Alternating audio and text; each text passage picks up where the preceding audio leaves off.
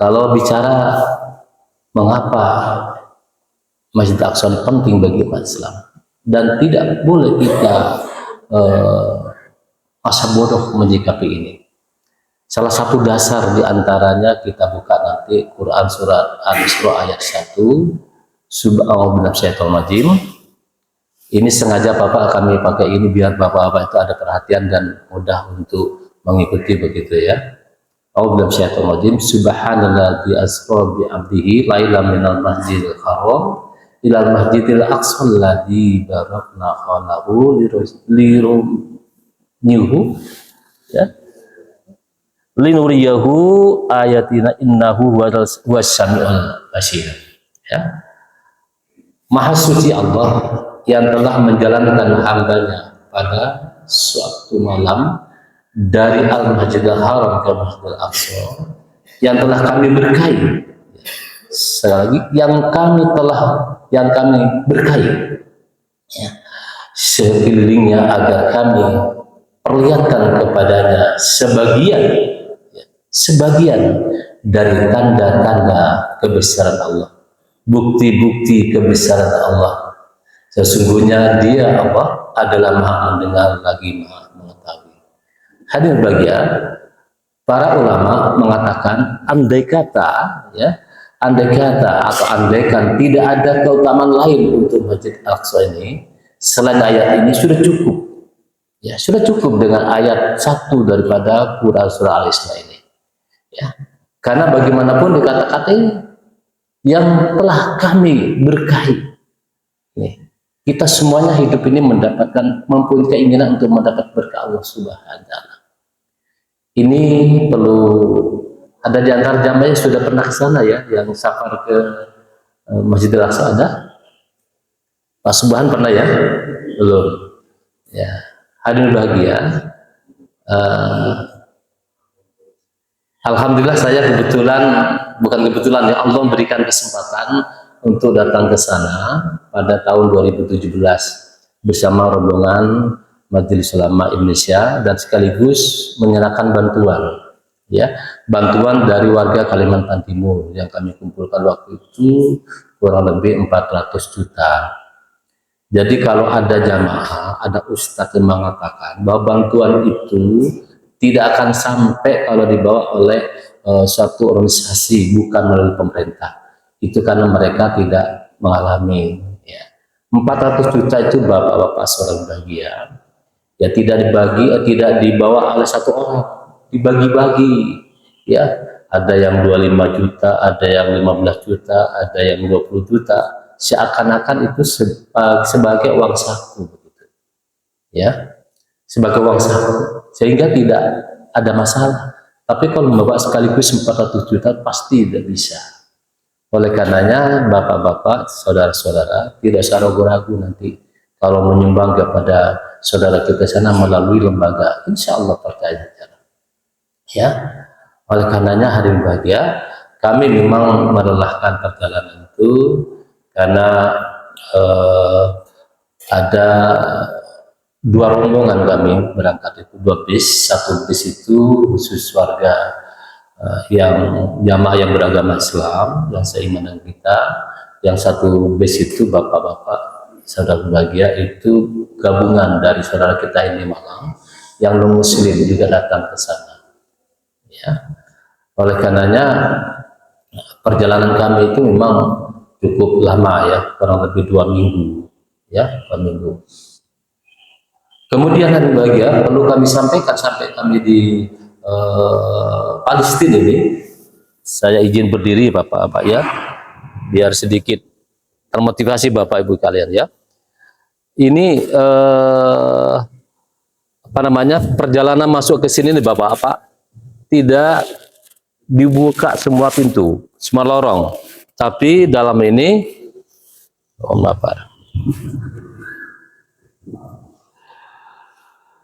satu lorong saja. Kami kalau tidak salah tidur sebelah sini, ya, rombongan maksud saya.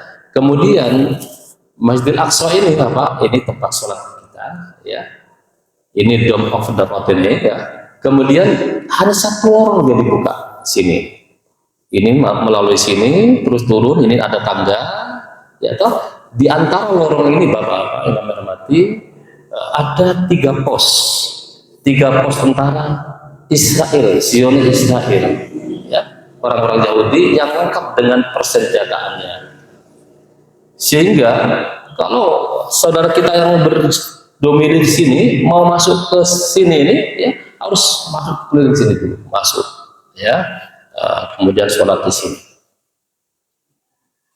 Di sini Bapak ada pos yang dihuni pada saat itu yang dijaga oleh 5 orang tentara Israel, ya, masih muda-muda.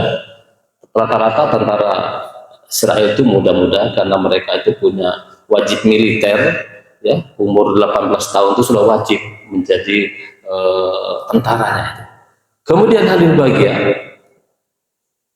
ada waktu-waktu tertentu tidak 24 jam dibuka. Diterangkan oleh Pak Kasim waktu itu sebagai pemandu kami bahwa Masjid Aqsa ini dibuka jam 4 pagi seperti ini, sore, maksud saya sholat subuh. Kemudian setelah itu jam 8 ditutup. Jam 8 ditutup, kemudian Yahudi Ortodok itu Bapak yang hormati melakukan aktivitas, ya, melakukan aktivitas ibadah di tempat ini, ya. Kemudian jam 12 baru dibuka lagi waktu sholat zuhur, dibuka, kemudian sampai jam 8 malam. Jam 8 malam udah ditutup lagi. Kan menjadikan kita ini punya masjid tapi diatur oleh orang-orang Yahudi lanatullah, sehingga merasakan kita ini betul-betul terjajah. Ini tahun 2017, ya, 2017.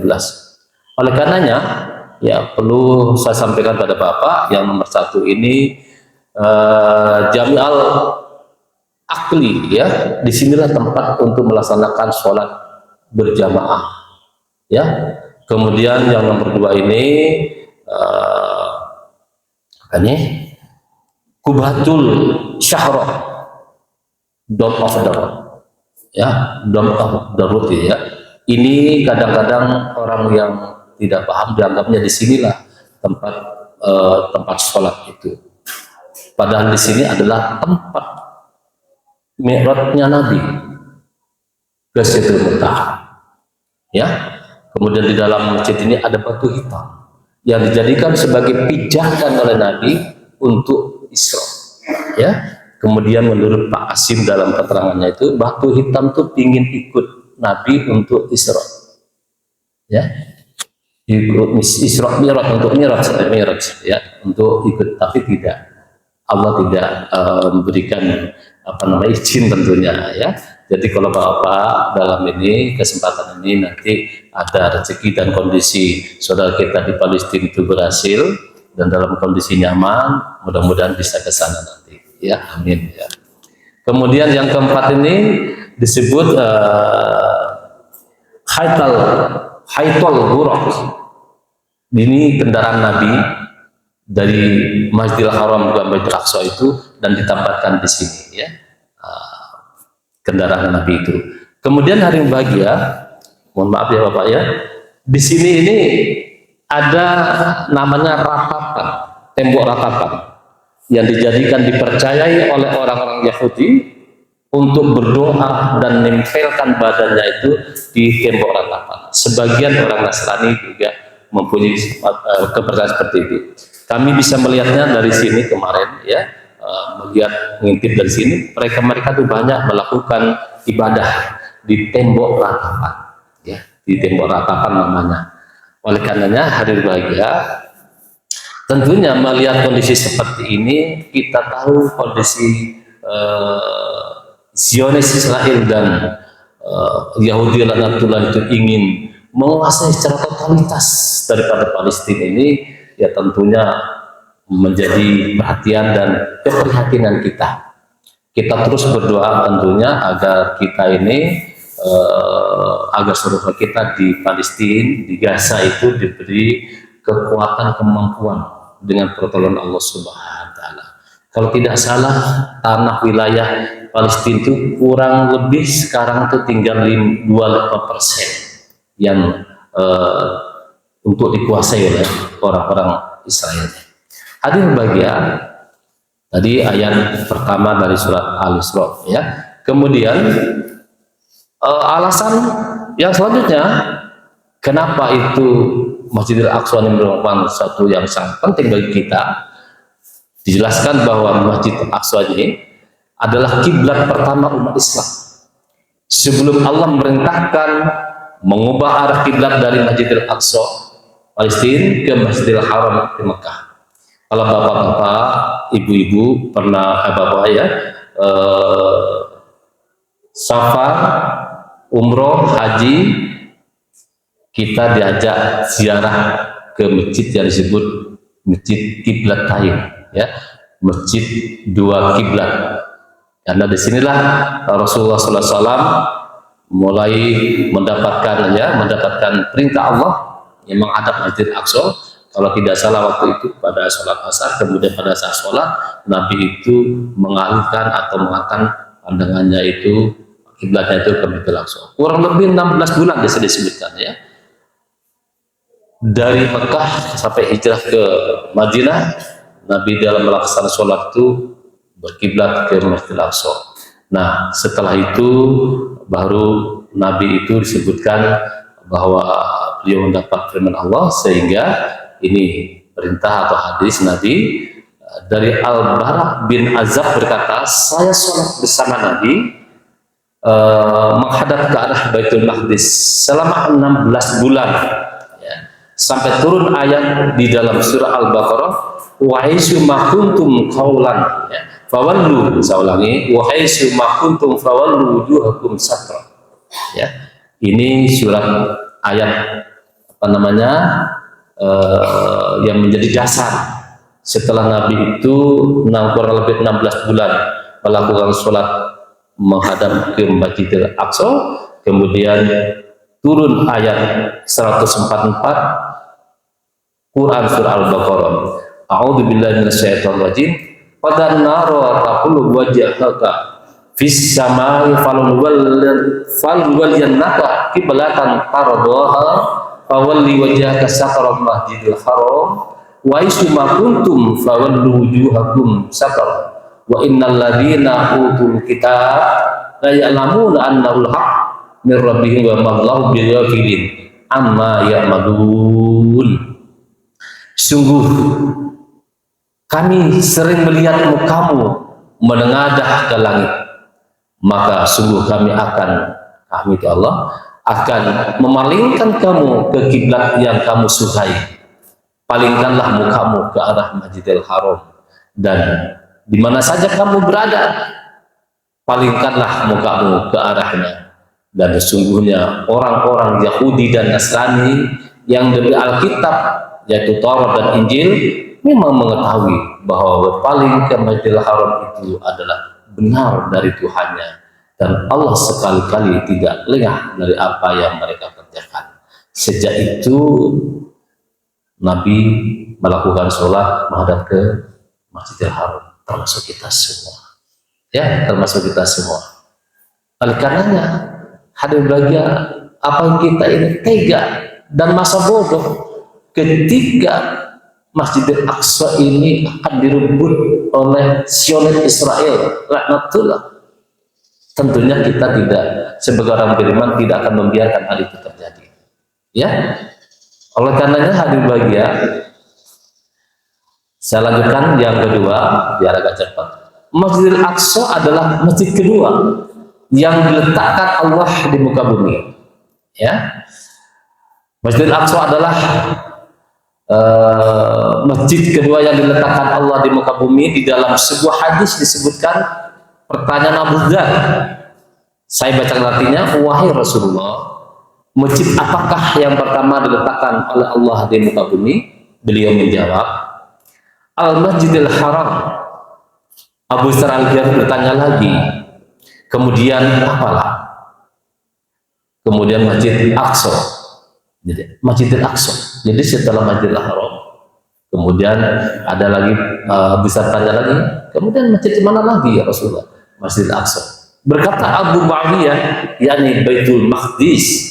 Abu Dzar bertanya lagi, berapa lama antara keduanya? Beliau menjawab, 40 tahun. 40 tahun.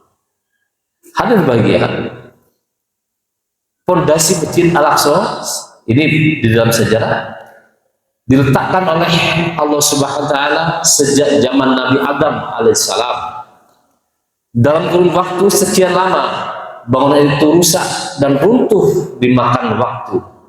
Area tanah sekitar Masjid Al-Aqsa juga termasuk ke dalam kawasan masjid tersebut. Nabi Ibrahim alaihissalam sholat di tanah itu, bagian Masjid Al-Aqsa.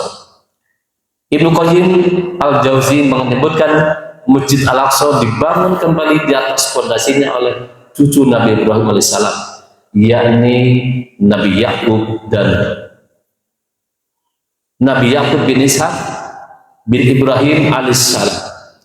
Keturunan berikutnya Nabi Daud dan Yakub alaihissalam membangun ulang masjid itu. Bangunan Masjid Al-Aqsa diperbarui oleh putra Nabi Daud alaihissalam, yakni Nabi Sulaiman alaihissalam. Mereka para nabi utusan Allah membangun kembali Masjid Al-Aqsa adalah untuk tempat ibadah, mendirikan sholat. Di dalamnya bukan mendirikan kuil sinagog seperti klaim Zionis Yahudi. Jadi hadir bagian Yahudi Ortodok itu menganggap itu punyaannya, sehingga jam 8 pagi itu masjid itu ditutup dan Yahudi Ortodok melakukan ibadah di sana. Melakukan ibadah di sana. Ya. Kemudian yang ketiga hadir bagian Masjid Al-Aqsa, tempat ziarah yang sangat dianjurkan oleh Rasulullah SAW. Dalam sebuah hadis tidak dikerahkan, tidak disuruh, tidak diperintah untuk suatu perjalanan kecuali menuju 3 masjid. Yang pertama Masjid Al-Haram di Mekah dan masjidku Masjid Nabawi di Madinah dan di Masjid Al-Aqsa Palestina. Hadis riwayat Bukhari dan Muslim. Hadis bagian pada kesempatan ini saya menganjurkan pada Bapak Ibu, Bapak-bapak yang sudah pernah haji, pernah umroh, kemudian dari sekarang tabunglah sebagian rezeki untuk persiapkan safar ke Masjidil Aqsa. Berdoa kepada Allah mudah-mudahan umur ini diberkahi Allah dan kita diberi kesempatan untuk safar ke sana. Ya, untuk safar ke sana. Kalau ke Masjidil Haram kita insya Allah mudah. Ya. Ke Masjid Nabawi juga. Oleh karenanya saya berbahagia pernah teman SMP yang dulu aktif di Pelajar Islam Malaysia dan juga aktivis juga di IPM, Ikatan Pelajar Muhammadiyah, sekian lama tidak bertemu, kemudian beberapa tahun lalu itu bisa berkomunikasi seperti itu. Dia katakan, doakan teman saya mau safar, mau kemana? Mau ziarah ke makam Nabi, mau ziarah ke makam Nabi. Saya katakan pada dia, singkat cerita, kalau begitu rubah niat Anda. Niatkan Anda berangkat itu untuk safar ke Masjidil Haram dan Masjid Nabawi. Oh enggak, ya saya sudah mendapat amanah dan dari kiai saya, datang ziarah ke makam Nabi dan Masjid Nabawi pasti kita datangi. Berdebat panjang hadir bagian, sempat saya sampaikan hadis ini, ingat kata Nabi, silakan Anda, ya, tidak dikerahkan, tidak diperintahkan, tidak diwajibkan Anda, tidak disunahkan Anda berjalan keluar dari rumah kecuali ketiga masjid tadi. Di antaranya itu, akhirnya saudara pembagia itu teman saya itu anaknya toh Muhammadiyah, ya, di Jember, di Tanggul. Mungkin ada bapak, ada bahasa dari Tanggul Jember, ya, karena saya berasal dari Tanggul Jember itu, ya, dan memang cukup banyak mereka itu melakukan ziarah-ziarah seperti itu. Padahal kalau kita baca hadis ini, tidak dikerahkan melakukan suatu perjalanan kecuali menuju ke 3 masjid. Karena perdebatan tidak, saya katakan baik kalau gitu silakan. Saya tidak perlu berdebat, tapi saran saya seperti itu. Hadirin bahagia, ini perintah Nabi. Pergi ke 3 masjid, Masjidil Haram, Masjid Nabawi, dan Masjidil Aqsa. Kalau dilihat dari segi biaya, maksud saya dari segi nilai pahala, ya, sekali sholat di Masjidil Haram itu perbandingannya 100.000 kali sholat di luar Masjidil Haram. Itu kalau kita lihat daripada perbandingan pahala. Sekali sholat di Masjid Nabawi nilainya sama dengan 1000 kali sholat di masjid luar Masjid Nabawi. Sekali sholat di Masjid Aqsa nilainya 500 kali dibanding sholat di luar Masjid Aqsa. Hadirin bahagia, yang jelas kalau kita pergi safar ke sana bukan masalah pahalanya, tapi sejauh mana kita untuk mengikuti apa yang telah dititahkan, diperintahkan oleh Nabi kita, Nabi Allah Muhammad SAW. Titik beratnya di sana, bukan masalah pahalanya. Ya, bukan masalah pahalanya. Walaupun itu benar hadis Nabi, benar itu Nabi itu. Oleh karenanya hadirin bahagia, ya, kalau musim haji itu, ya para mutawif itu mengatakan, ya kita sholat di area Masjidil Haram, tidak hanya di dalam, di luar pun itu sama nilainya. Ya saya katakan pada jamaah, kalau saya bawa jamaah, ya kalau bisa kita berupaya masuk ke area Masjidil Haram. Ya, di Masjidil Haram itu dalam sebuah hadis tidak ada tahiyatul masjid, yang ada itu tawaf. Jadi sekalian, siapa tahu bapak-bapak nanti mau berangkat ke sana umrah atau haji, bentar lagi musim haji kan, bentar lagi ini. Jadi datang ke Masjidil Haram itu kalau kita mengikuti sunnah Nabi, bukan sholat tahiyatul masjid sebagaimana kita di masjid di luar itu. Ya, malah laksanakan tawaf sudah. Sekali tawaf itu 7 kali, 7 kali putaran, itu nilainya sama dengan 60 60 pahala. Ya. Karena Nabi selama 24 jam menurunkan kepada umat yang ada di Masjidil Haram itu sebanyak 120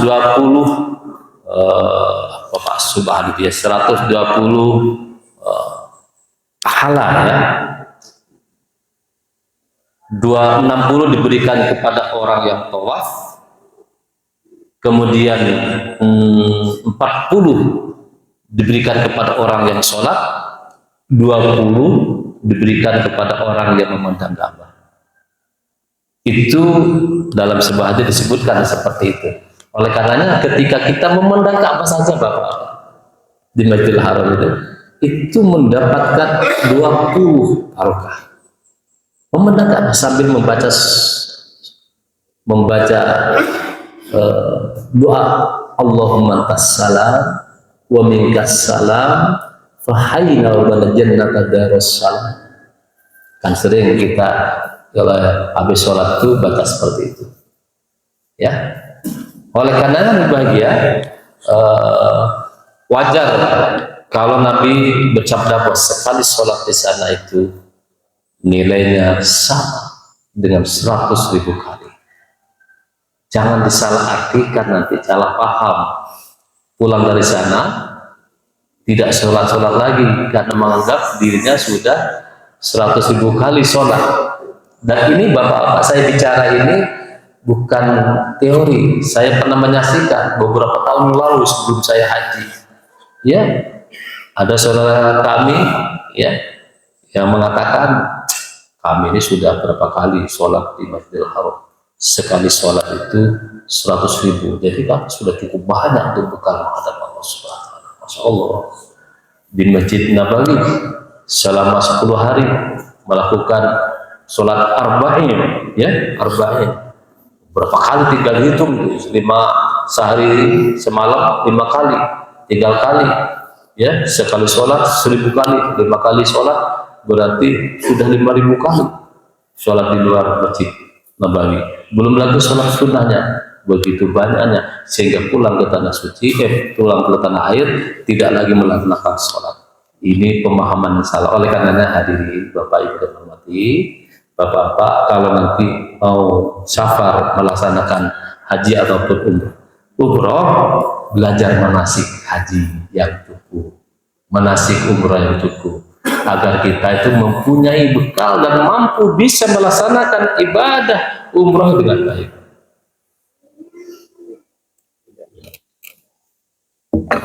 Ya, hadirin bahagia, saya berharap kepada Bapak yang tahun ini mendapat porsi haji, belajar dari sekarang, jangan nunggu manasik haji dari Kemenak karena terbatas itu. Dan insya Allah KBU Ar-Rahman Subhan, mungkin ada jamaah sudah hari ini siang nanti ini kedua kalinya memberikan manasik. Kami sebagai ketua KBU Ar-Rahman juga mempersiapkan calon jamaah itu agar betul-betul mempunyai ilmu manasik haji yang betul-betul menguasai. Kata Nabi, hudu'ani manasikakum, ambillah manasik haji dariku, kata Nabi. Ya, alhamdulillah, insya Allah kami doakan insya Allah nomor porsi insya Allah keluar pada tahun ini, sehingga ini kemungkinan nomor porsi yang terakhir ya untuk menjamaah insya Allah.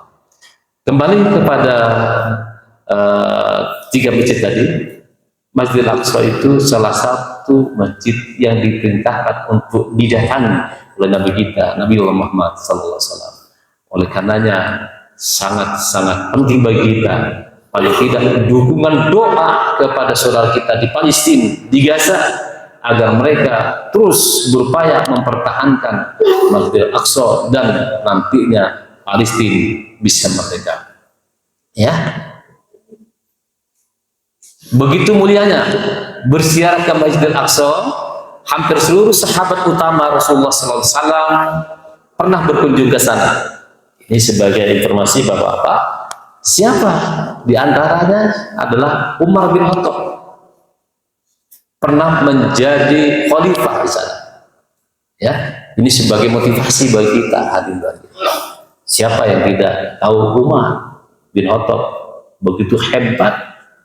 Kadang-kadang beliau itu ya diam itu tersenyum sendiri, nangis. Kenapa? Karena sebelum mendapat hidayah dari Allah, beliau juga pernah mengubur anak perempuannya hidup-hidup. Kalau ingat peristiwa itu, dia nangis. Kadang-kadang tertawa sendiri. Ya, kenapa? Karena ia ingat pada masa jahiliyah ketika bepergian, kemudian membuat bekal, ya, membuat bekal, diantaranya itu patung yang dibuat dari tepung, kemudian dalam perjalanan lapar tepung itu dimakan sehingga tertawa. Ini Umar bin Khattab pernah menceritakan di sana. Saya ulangi lagi ya. Di antara para sahabat utama Nabi yang pernah ke sana adalah Umar bin Khattab, Abu Hurairah, Sa'ad bin Abu Waqqas, Abdullah bin Umar, Abdullah bin Abbas, Abu Ubaidah bin Jarrah, ya, Mu'az bin Jabal, Bilal bin Rabah. Siapa kita tidak dengar, tidak kenal nama Bilal ini, ya, yang mana ketika Nabi di Isra Mi'rajkan, ya, mendengar di surga terompahnya Bilal bin Rabah.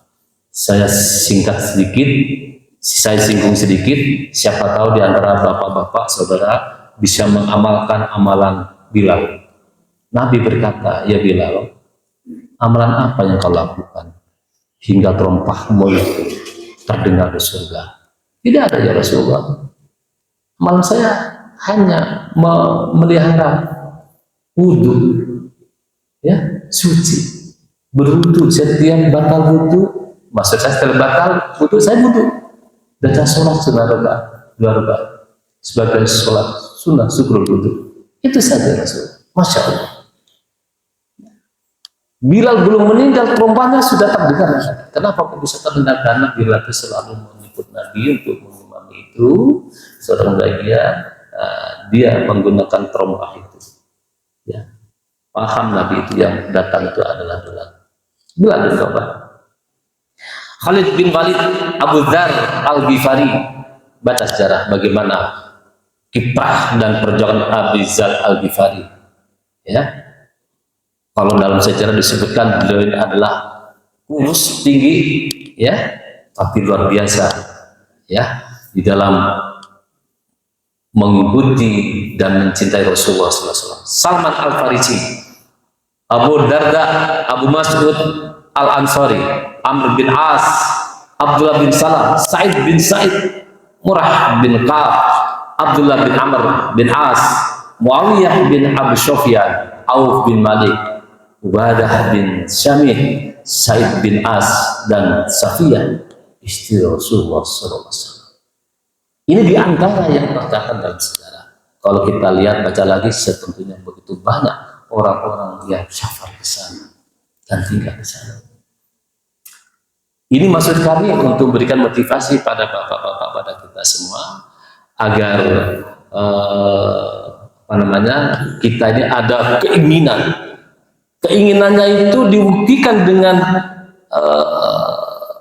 usaha real, ikhtiar, nabung bapak, ya, terutama yang sudah ke Mekah dan Madinah, ya, niatkan ke Masjidil Aqsa nanti bersama-sama.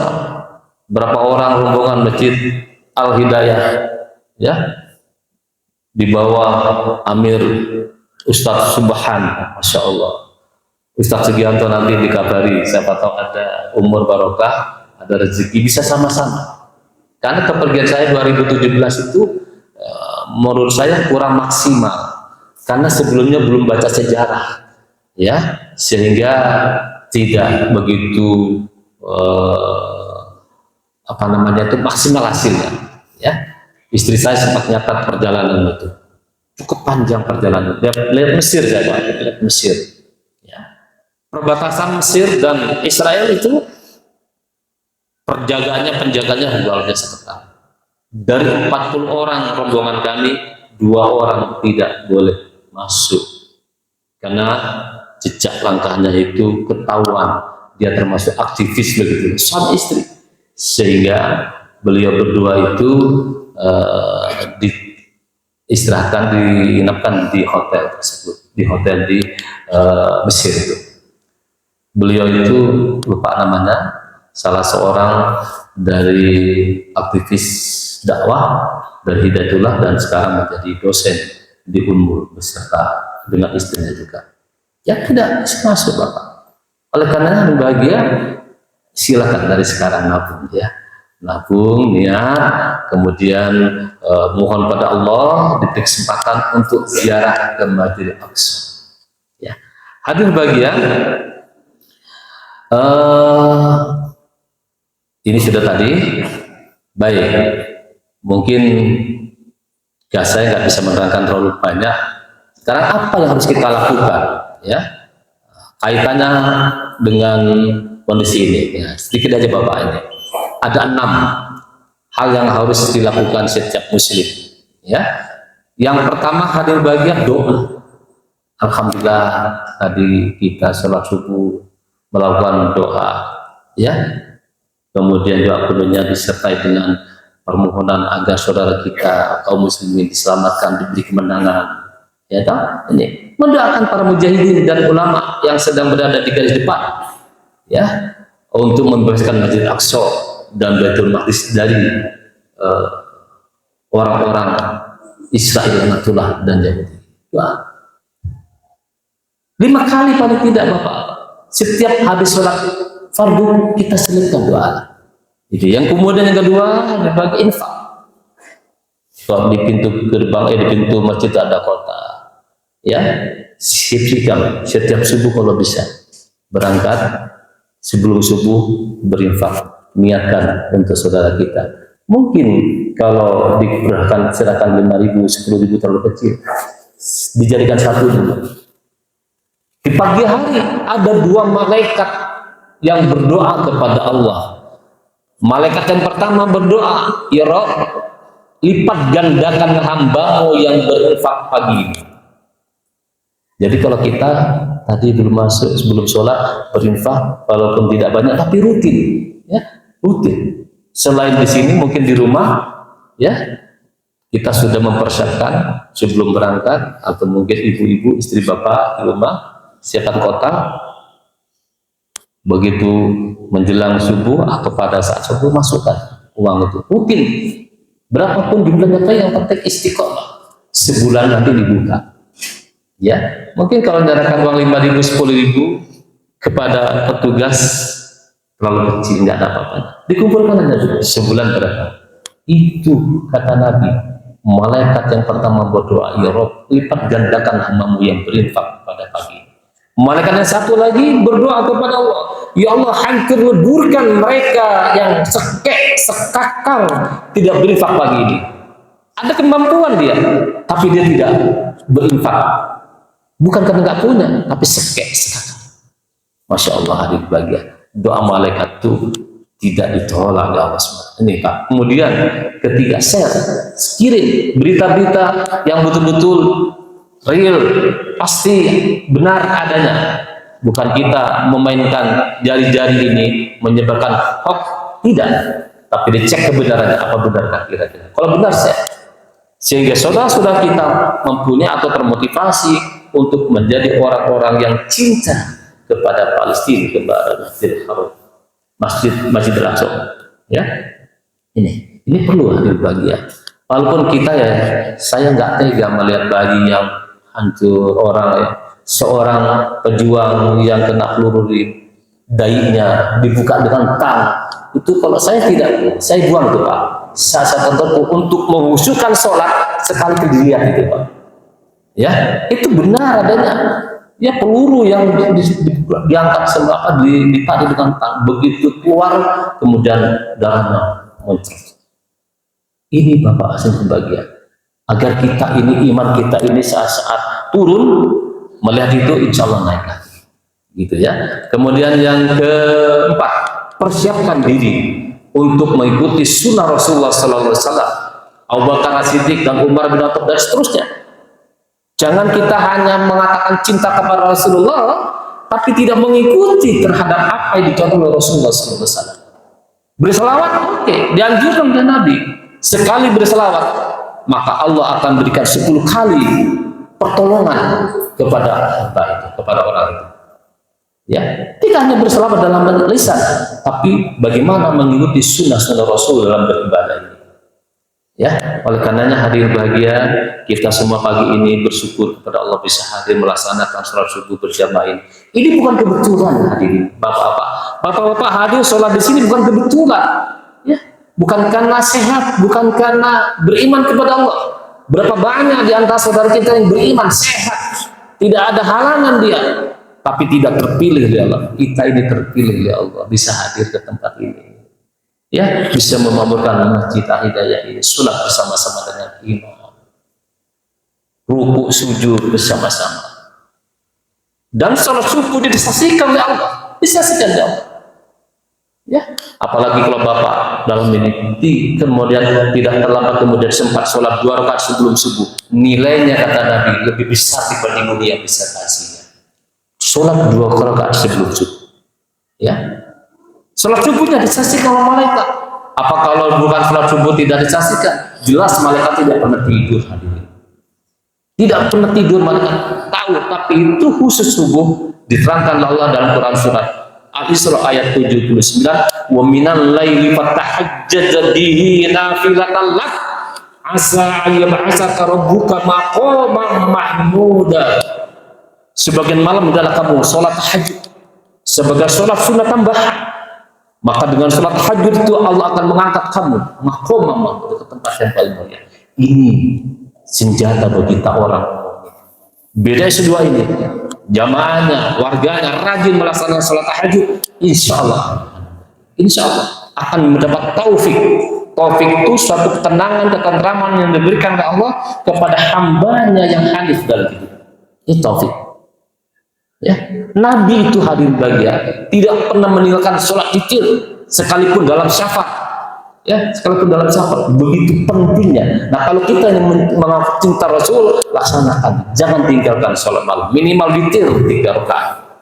Kalau sekiranya bapak-bapak capek, jam 10 baru pulang kerja, diperkirakan tidak bisa bangun, sholat witir. Sebelum tidur 3 rakaat. Habis itu doa kepada Allah. Ya, selipkan doa kita untuk saudara kita yang di Palestina. Ini namanya mempersiapkan diri untuk mengambil bagian, ya, bagian agar timbangan kebaikan kita nanti dia semakin berat. Untuk mengambil bagian, untuk sebagai apa namanya bukti nyata bahwa kita cinta kepada saudara kita yang mendapat musibah di Palestina. Hadir bagi yang kelima, jangan melemahkan barisan umat. Umat kadang-kadang melemahkan, ngapain bantu ke Palestina? Di negeri kita masih banyak orang miskin, banyak orang terlantar. Apa yang bisa ini namanya melemahkan terhadap umat? Ya, bukan begitu mestinya. Syukur-syukur kalau kita juga peduli dengan orang miskin di sekitar kita, dan kita juga bantu saudara kita yang ada di Palestina. Tidak hanya doa, tapi juga finansial kita sisihkan. Yang terakhir lagi, ya, jangan memperkuat musuh. Ya, memperkuat musuh. Ini artinya apa? Boikot produk-produk Israel Natuna itu. Silakan nanti Bapak lihat, cari nanti produk-produk apa, termasuk minuman. Alhamdulillah bukan aqua ini ya. Saya sarankan jangan beli aqua lah, minum ya Pak ya. Ada sekarang minum itu ada minuman santri ya, air santri itu. Silakan. Banyak sekali produk-produk itu Pak. Berhentilah. Kalau semua umat Islam itu berhenti membeli, mengkonsumsi produk yang sebagian besar itu diberikan kepada Yahudi dan Natuna kepada saya, insya Allah mereka itu akan lemah. Masalahnya sekarang kita menyokok rokok. Coba, mohon maaf Pak ya, saya dulu merokok Pak sejak kecil dan berhenti tahun 84. Kalau ada yang merokok, tolong hentikan, belajar, kurangi sampai berhenti nanti ya. Sisipkan aja rokok itu, tabung, berikan kepada saudara kita di sana. Insya Allah barakah itu. Barakah. Hadirin bahagia, mohon maaf sudah, mohon maaf artinya mungkin terlalu panjang, mohon maaf sekali Pak Subhan. Semangat ya, padahal saya catat ada 16 item yang harus saya sampaikan kepada bapak-bapak. Begitu pentingnya Palestina, Masjidil Aqsa ini bagi kita. Dan mari 6 langkah, 6 hal minimal yang harus kita lakukan sebagai seorang beriman kepada Allah Subhanahu wa ta'ala dan cinta kita kepada Nabi kita Nabi Muhammad SAW. Tempatkan Allah dan Nabi Muhammad SAW di atas segalanya agar kita mendapat cintanya Allah Subhanahu wa ta'ala. Saya kira ini kurang lebih, saya mohon maaf bapak-bapak, saudara-saudara yang berbahagia. Mudah-mudahan kita semua Allah berikan umur yang barokah. Ajak saudara-saudara kita yang sehat walafiat ada kesempatan untuk membuka masjid jadikan sebagai tempat untuk mempererat ukhuwah saudara kita. Insya Allah musuh-musuh Islam itu akan takut kalau melihat kita ini bersatu. Kalau terjadi perbedaan, jangan kedepankan perbedaannya, kedepankan persamaannya saudara-saudara ya, sehingga kita tetap utuh, tetap kompak, tetap bersama-sama, sehingga kita mempunyai kekuatan dalam menghadapi musuh. Bila taufik hidayah, assalamualaikum warahmatullahi wabarakatuh.